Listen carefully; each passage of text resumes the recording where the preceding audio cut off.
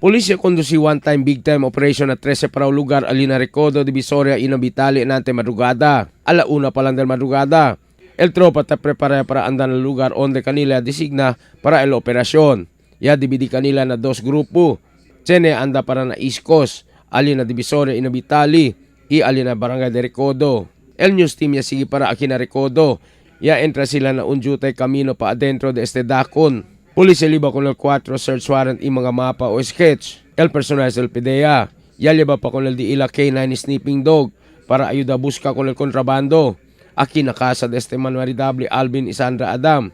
Ya puede mira con el 3 paquete alegaw shabu.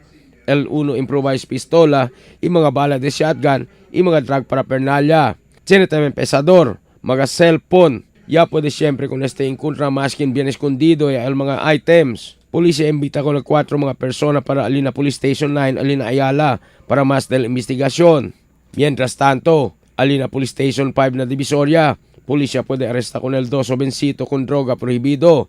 Ya puede también kanila confiscal 2 pakete alegaw shabu y mga drug paraphernalia.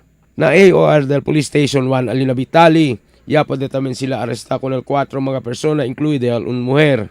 Ya puede confiscar 3 mga pusil, 3 magazine de M16, un granada y diferentes calibres de mga bala y el mga sospechado droga prohibido. Emil Tuban, Dateline Zamboanga.